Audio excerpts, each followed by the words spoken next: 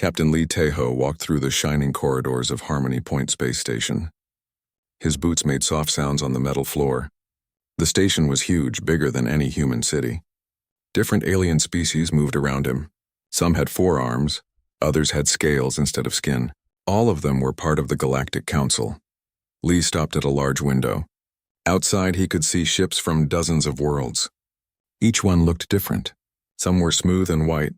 Others had strange angles and bright colors. The human ships looked simple next to them. Just gray metal boxes with engines. "Captain, are you ready for the exhibition?" Park So-min walked up behind him. She carried a metal case in her hands. Inside were the tools they would show today. Lee nodded. "Are you nervous?" So-min shook her head. "These tools have saved my life many times. They will speak for themselves." They walked to the main hall. It was packed with aliens from all over the galaxy. At the front, Ambassador Veltar from the Caltharian Empire stood on a stage. He was tall and thin, with 4 arms and skin like green glass. His eyes were black and cold. "Welcome, beings of the Council." Veltar's voice was smooth but sharp. "Today we show the technology that makes our civilizations great.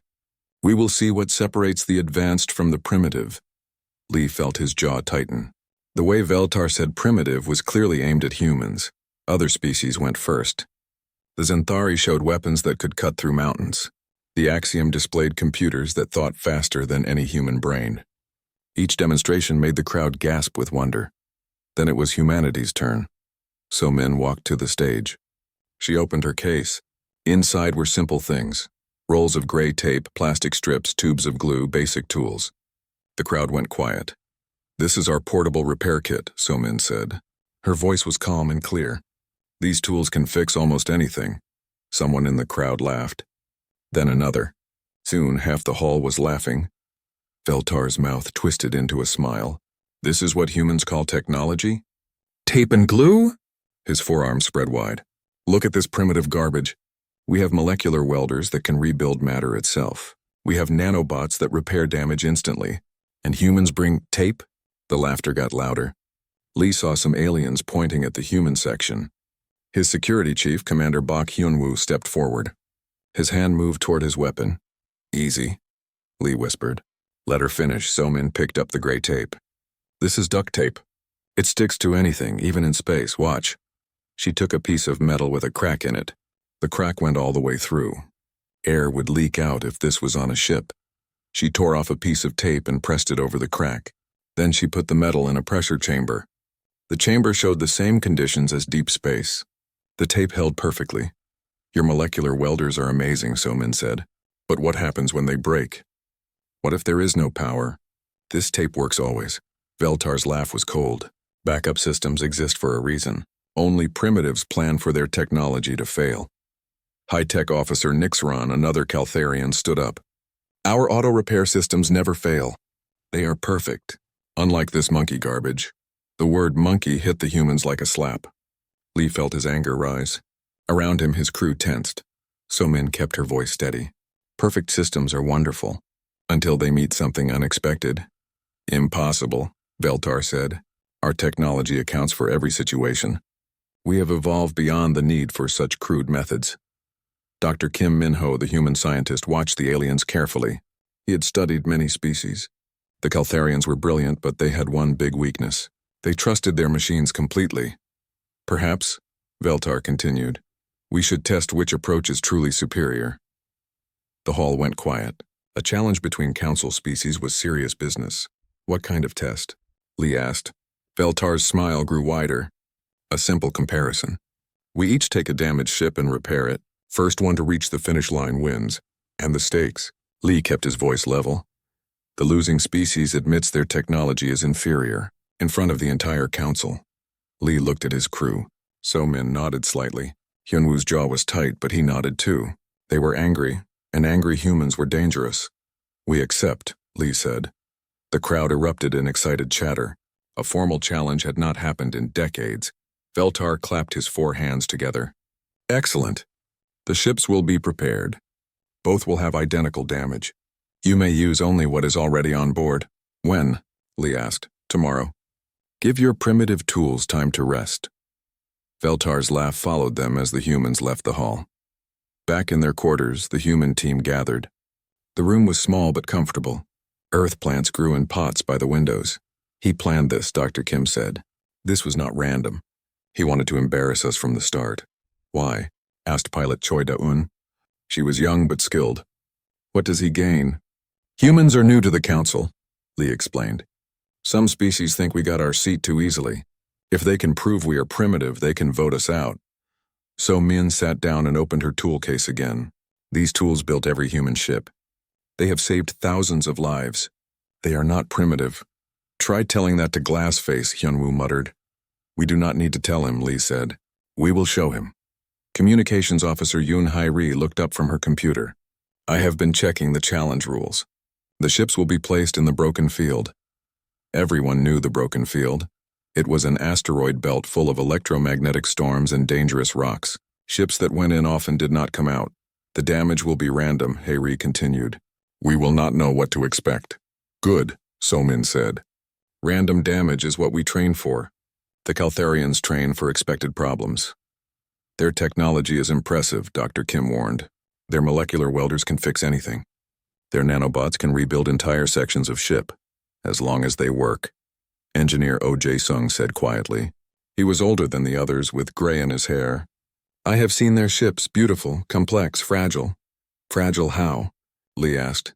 Too many parts that must work together, like a watch with 1,000 gears. Amazing when it works. Useless when one gear breaks, So Min nodded. Human ships are different. We build them to break. Then we build them so we can fix them when they do. That is our advantage, Lee realized. They expect their technology to work perfectly. We expect ours to fail. The next morning came quickly. The entire council gathered to watch. The challenge would be broadcast across the galaxy. 2 ships waited in space, both heavily damaged. Holes in the hull, broken engines, failing life support. Lee looked at the Caltharian ship. It was beautiful. All smooth curves and shining metal. Even damaged, it looked graceful. The human ship was ugly by comparison. Flat surfaces, sharp angles, exposed pipes and wires. It looked like it was built in someone's garage. Ugly but honest, So-min said with a smile. Veltar appeared on the communication screen. Behind him, his crew moved with quick efficiency. Their equipment was spotless and gleaming. Ready to surrender, humans? Veltar asked. We will see who surrenders, Lee replied. Begin. The council leader's voice echoed through space. Both crews rushed to their ships. The race had started. As Lee strapped himself into the captain's chair, he looked around. The ship was a mess. Warning lights flashed everywhere. The air tasted stale. Systems beeped with alerts. Damage report, he called out. Hull breaches on 3 decks, Hyunwoo reported. Engines at 20%. Life support failing. They did not make this easy, Dr. Kim muttered. Easy is boring, So-min said. She was already moving toward the damaged sections, her tool case in hand. Through the window, Lee could see the Caltharian ship. Bright lights flashed as their advanced systems started working. Nanobots swarmed over the hull like silver insects. Look at them go, Hae-ri said with worry in her voice. Let them work, Lee said calmly. We have our own way. So-min reached the first hull breach. It was big enough to put her arm through. Air was leaking out fast. She pulled out her duct tape and got to work. The race was on. Human stubbornness against alien perfection. Simple tools against advanced technology. In space, only results mattered. The human ship shook as systems failed around them. Red warning lights painted the walls in blood-colored shadows. Captain Lee Tae-ho moved through the corridors, checking on his crew.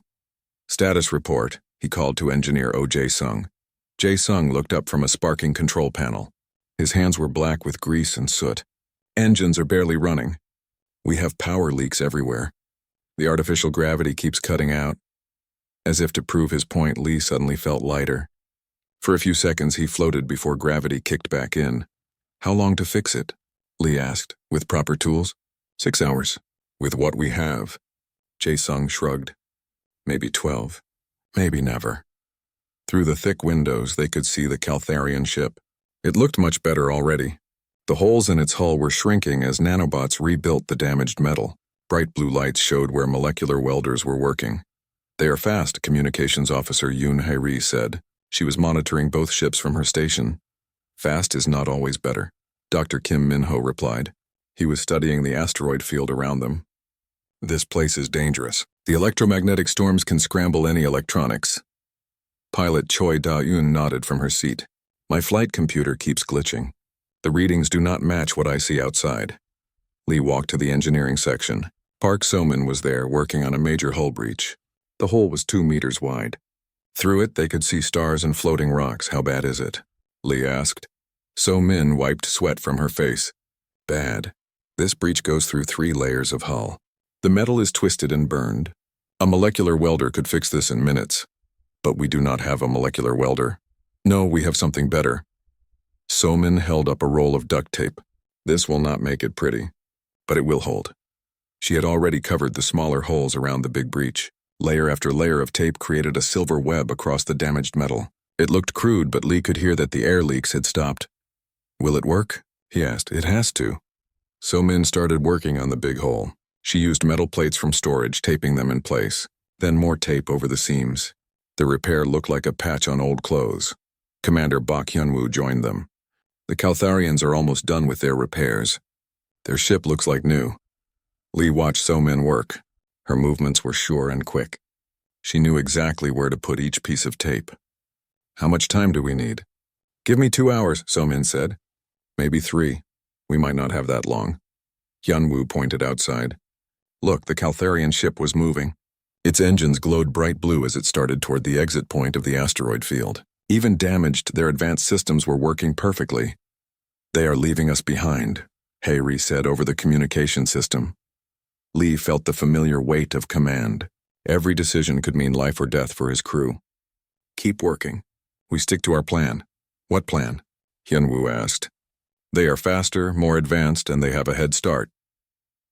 The plan where we do not give up, Lee said firmly.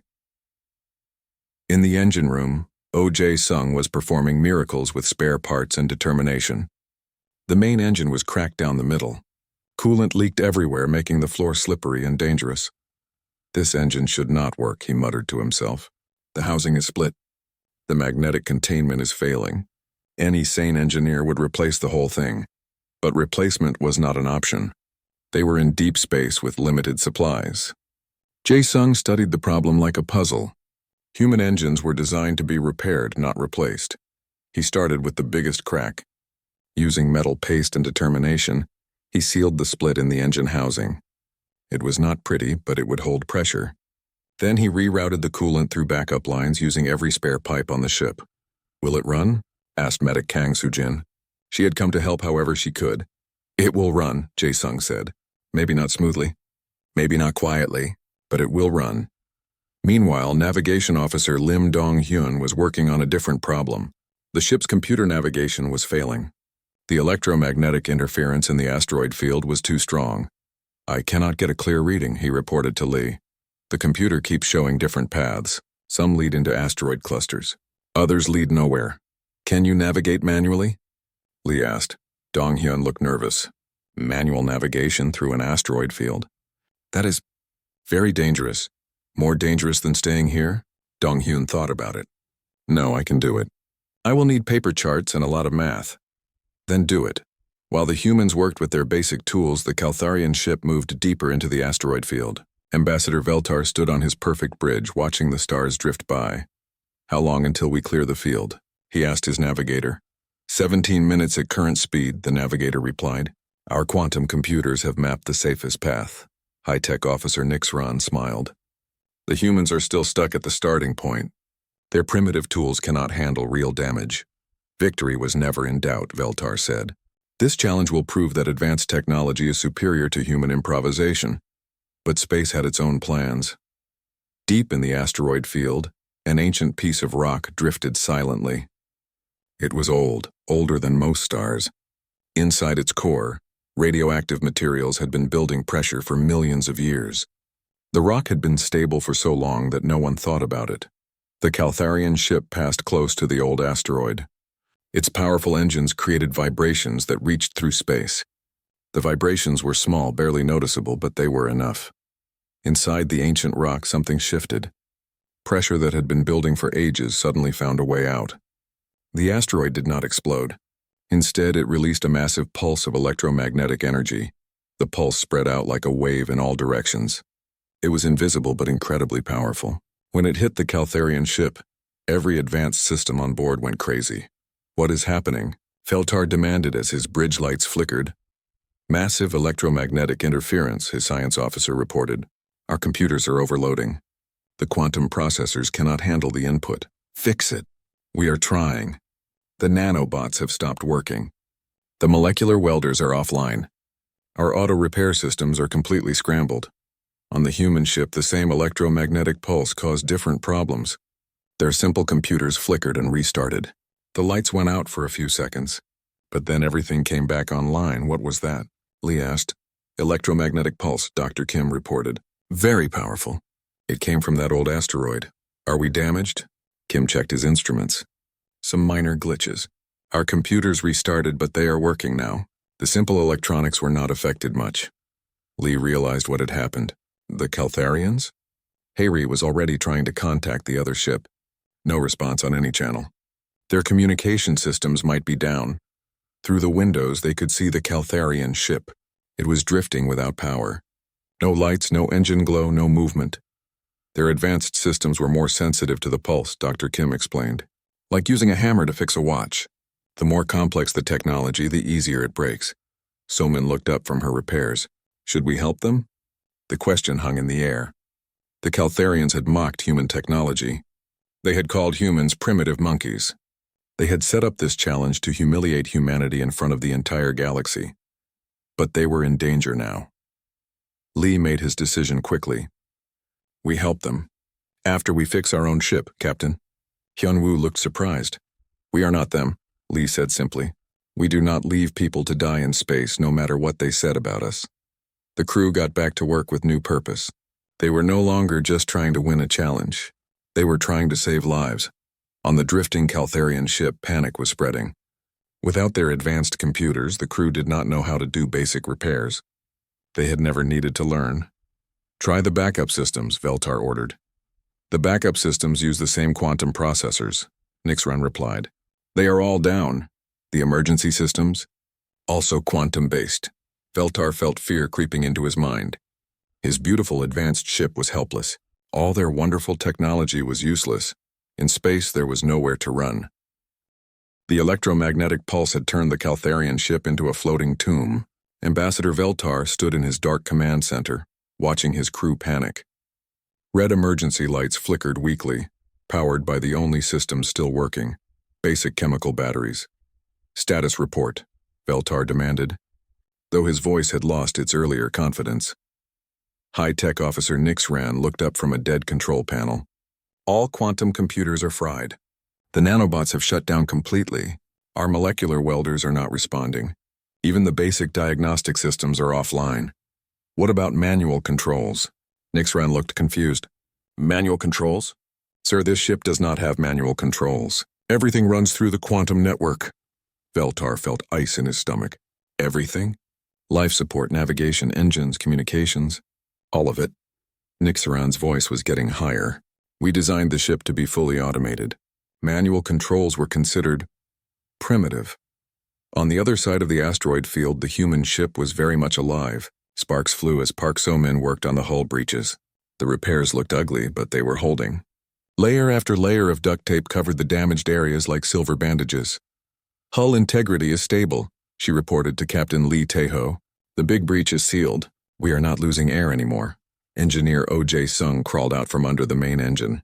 His clothes were torn and dirty, but he was smiling. "Engine is running at 60%. It sounds terrible, but it will get us moving." "Life support?" Lee asked. Medic Kang Soo-jin checked her readings. "Air is good. Water recycling is working. We can survive for days if needed." Communications Officer Yoon Hairi looked up from her station. "Captain, I am getting weak signals from the Caltharian ship. Their main systems are down, but some emergency beacons are still working." "Are they in immediate danger?" "Yes, their life support is failing. They have maybe 6 hours of air left." The bridge went quiet. Everyone understood what this meant. The Caltharians who had mocked human technology were now completely helpless. Their advanced ship was a death trap. Commander Bok Hyunwoo spoke first. "They brought this on themselves. They wanted to prove they were superior." "That does not mean we let them die," Dr. Kim Min-ho said firmly. Why not? Pilot Choi Daun asked. They would probably leave us to die. Lee looked around at his crew. They were all good people, but they were also human. The Caltharians had hurt their pride, insulted their work, and tried to embarrass them in front of the galaxy. Because, Lee said slowly, that is what makes us different from them. The decision was made. But rescue would not be easy. Problems, Navigation Officer Lim Dong-hyun announced.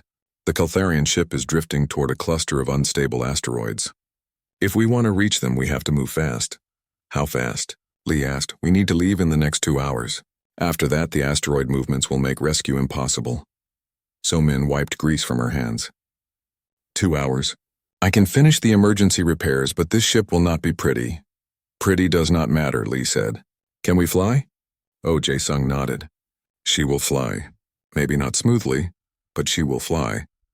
The crew split up to prepare for the rescue mission, but first they had to finish making their own ship spaceworthy. In the engine room, Jae-sung was performing engineering magic. The main drive was cracked and leaking, but he had an idea. Using spare metal plates and industrial adhesive, he built a shell around the damaged engine housing. This is crazy, he muttered to himself.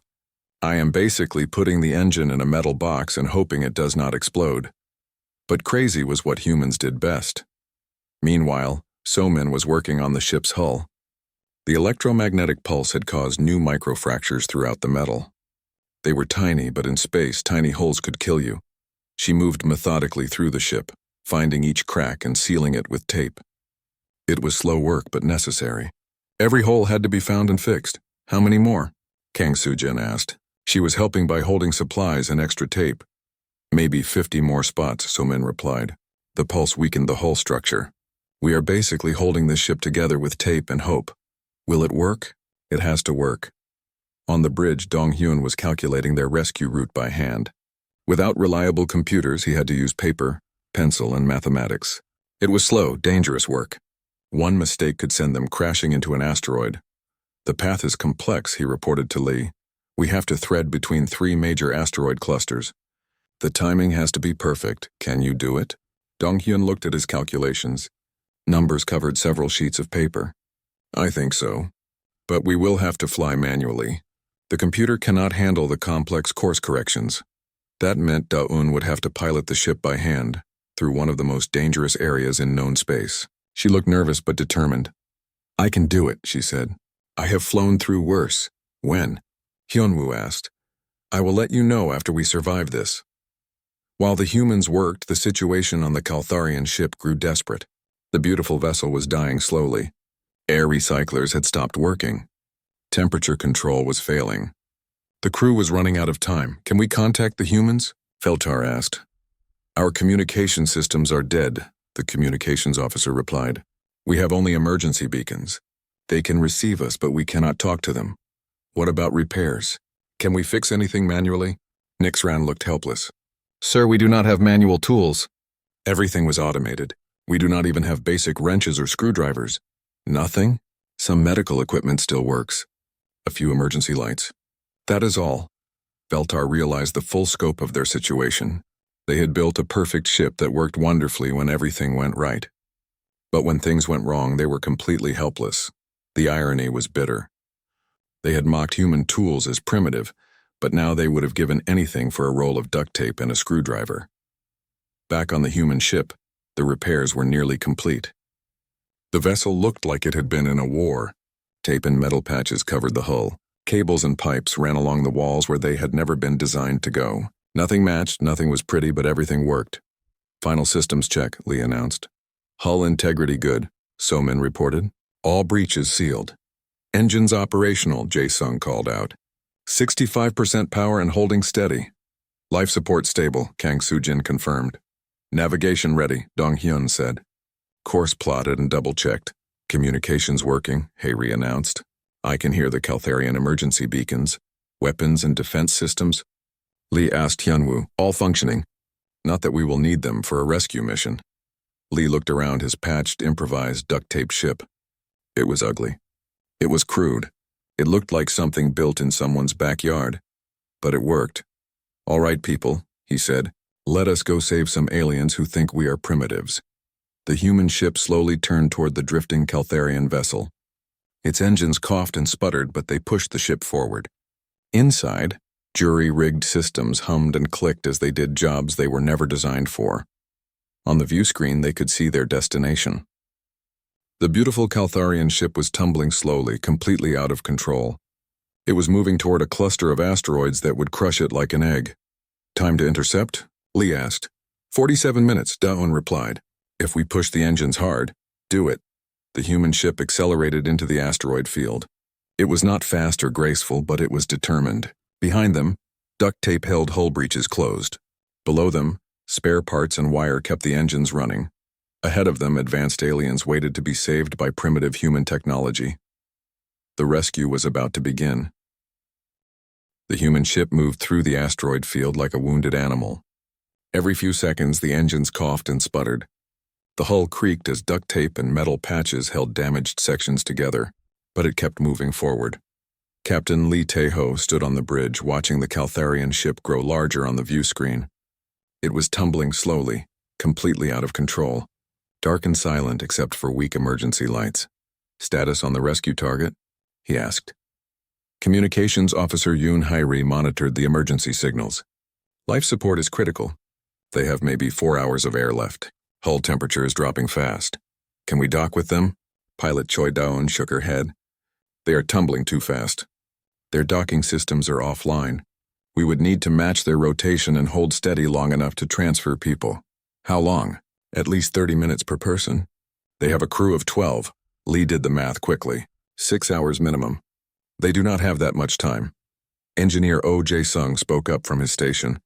"What if we do not dock? What if we create our own connection?" "Explain." "We have plenty of spare cable and rope, plus all that duct tape. We could literally tie the ships together." The bridge went quiet. The idea sounded completely insane. "Tie them together?" Commander Bak Hyun-woo asked. "With rope and tape?" "Why not?" Park So-min said from the damage control station.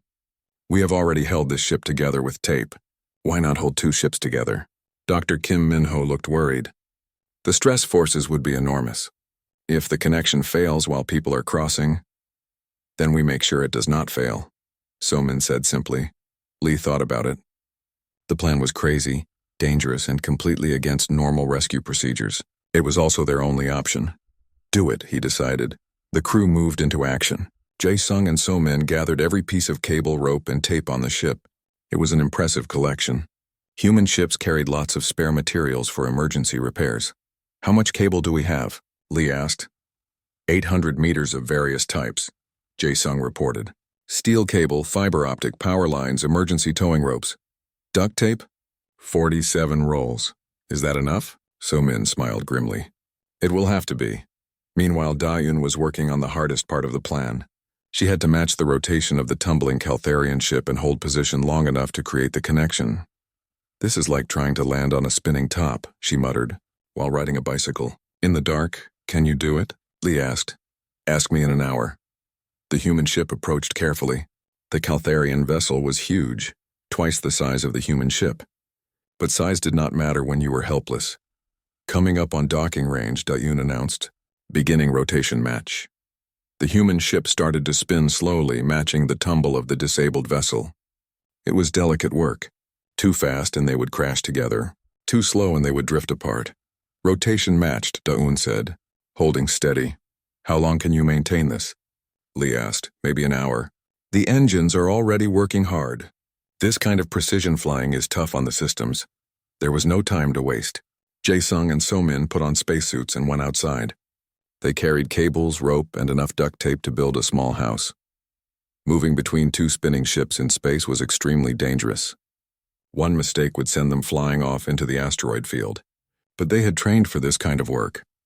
"First cable attached," So-min reported over the radio.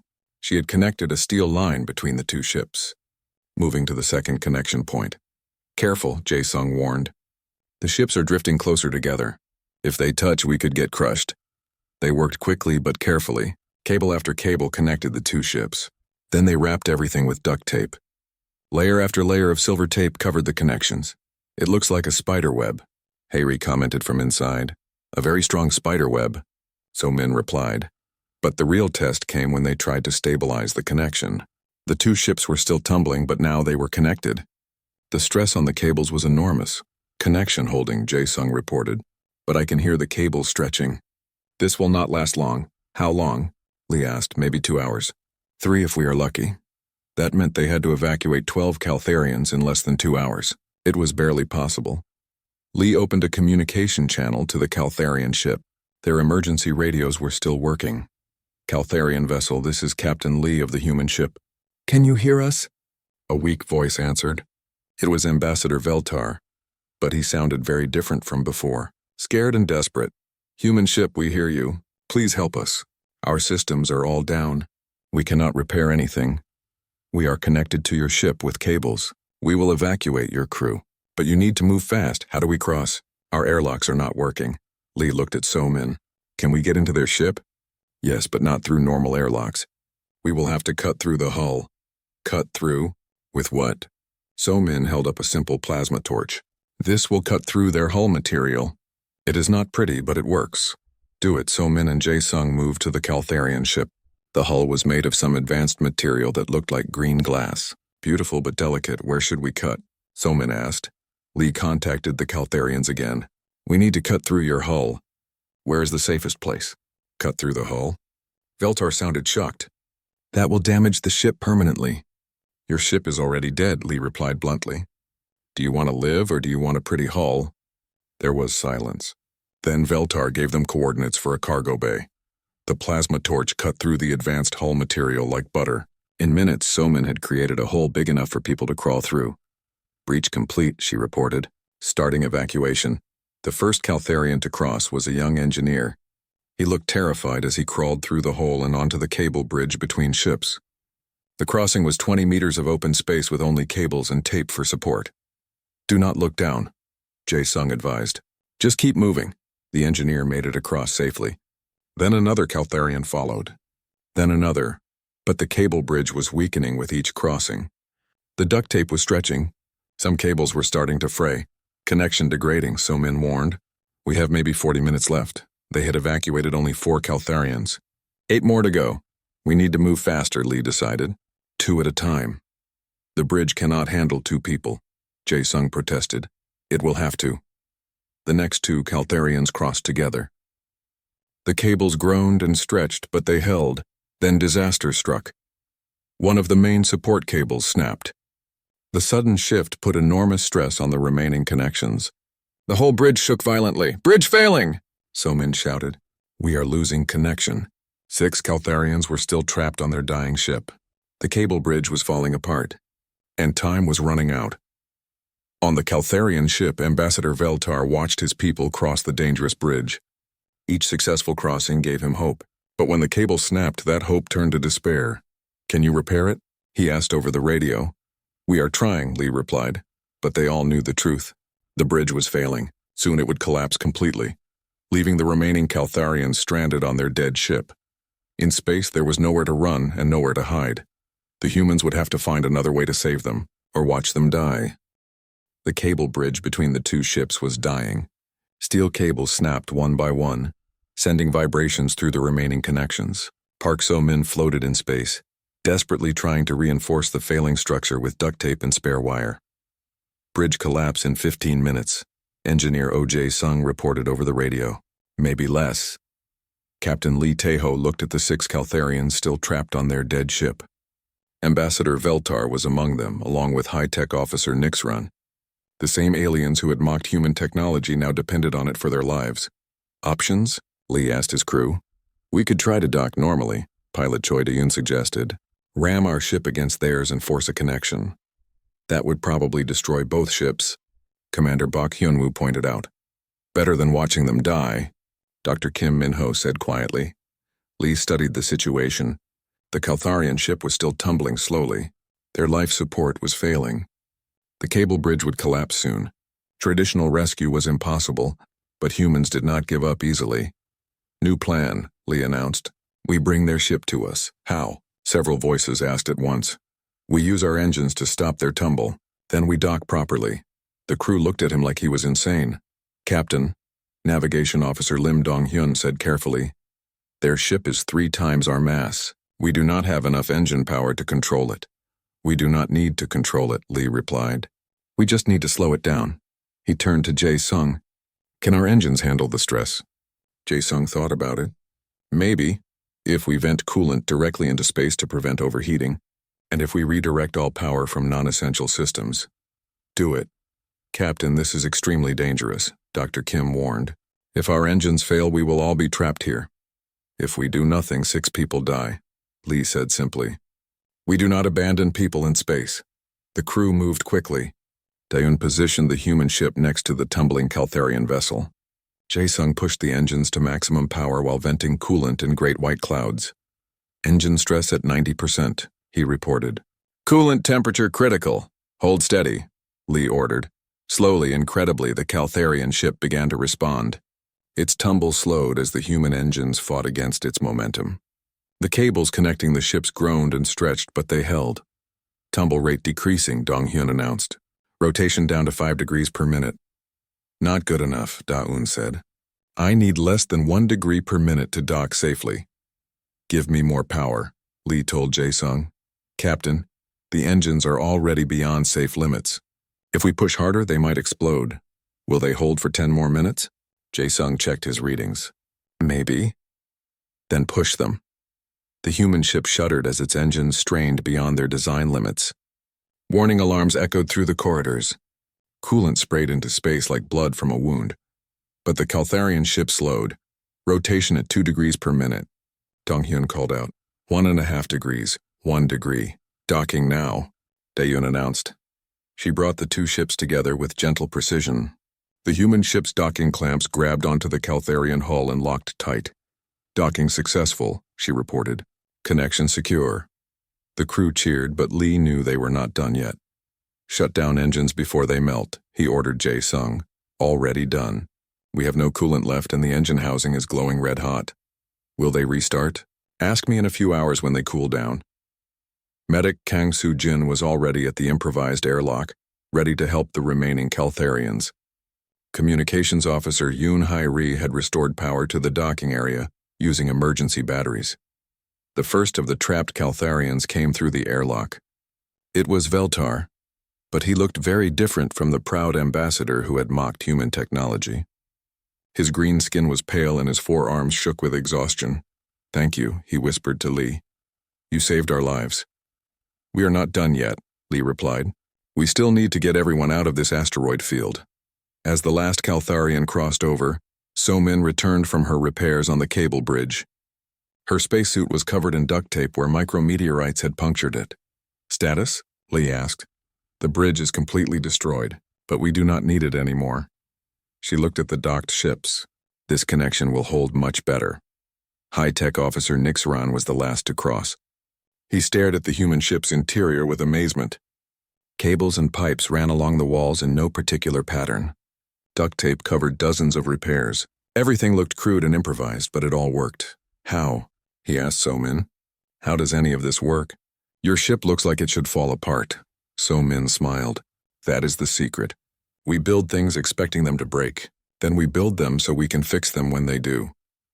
But our technology is more advanced, Nixaron protested weakly. Advanced is not always better. So-min replied. Sometimes simple is better. Sometimes reliable is better. With both crews aboard, the human ship was crowded. The life support systems worked harder to provide air for everyone. But they hurriedly gathered everyone in the main corridor. Humans and Caltharians stood together looking at each other uncertainly. We have a problem, Lee announced. Our engines are damaged from the rescue operation. We need time to repair them before we can leave this asteroid field. How long? Veltar asked. 6 to 8 hours minimum, Jae-sung replied. Maybe longer. We do not have that long, Dr. Kim pointed out. The asteroid movements will make this area too dangerous in 4 hours. It was another impossible situation. But humans specialized in impossible situations. We fix the engines in 4 hours, Lee decided. That is not possible, Jae-sung protested. The cooling system needs to be completely rebuilt. Then we rebuild it. What followed was the most intense repair operation any of them had ever seen. Humans and Caltharians worked together, using every spare part and tool on the ship. The Caltharians had never done manual repairs before, but they learned quickly. Veltar found himself holding a flashlight while So-Min rewelded engine components. Nixron helped Jae-Sung carry heavy coolant pipes. Other Caltharians learned to use duct tape and cable ties.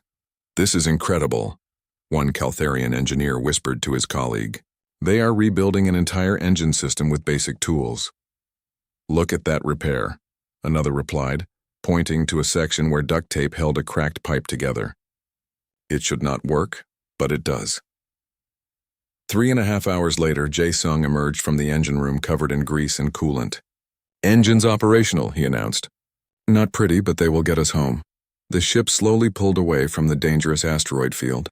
Its engines coughed and sputtered, but they pushed steadily toward open space. As they flew, Ambassador Veltar approached Captain Lee. "I owe you an apology," Veltar said formally. "I was wrong about human technology. I called it primitive, but I was the primitive one." "How so?" Lee asked. "I confused complexity with capability. I thought advanced meant better. But when everything went wrong, our advanced technology failed completely. Your simple tools saved all our lives," Lee nodded. "Different approaches work for different situations." "No," Veltar said firmly. "Your approach is superior. You build things that can be fixed. We build things that cannot fail. But everything fails eventually." The human ship limped toward Harmony Point Station. It was held together with duct tape, spare parts, and human determination. It was ugly, crude, and completely against proper engineering principles, but it worked. When they arrived at the station, news of the rescue had already spread. Representatives from dozens of species waited to greet them. The humans had not only survived the challenge, they had saved their competitors. At the formal ceremony afterward, Veltar addressed the Galactic Council. "I challenged human technology," he said. "I called it primitive. I was wrong. Human technology is not primitive, it is practical. They do not build perfect machines. They build machines that work when perfection fails." He held up a roll of duct tape that So-Min had given him. "This simple tool saved our lives. It sealed hull breaches, held engine parts together, and connected 2 ships in space. Our molecular welders could not do that. Our nanobots could not do that. Only this primitive human technology could do that." The council chamber was silent. "I propose," Veltar continued, "that humanity be granted full technical partnership status. They have much to teach us about practical engineering." The vote was unanimous. Later in the human quarters, Lee's crew celebrated quietly. They had proven themselves, saved lives, and gained respect throughout the galaxy. "What happens now?" So-Min asked. "Now we go home," Lee replied, "and we keep building things that work when everything else fails." Through the station windows they could see their ship docked nearby. It was still covered in duct tape repairs and improvised patches. It was still ugly, but it had brought them through impossible odds and saved lives along the way. In the end, that was what mattered most. Not how pretty your technology was, but whether it worked when you needed it most. And human technology always worked when it mattered.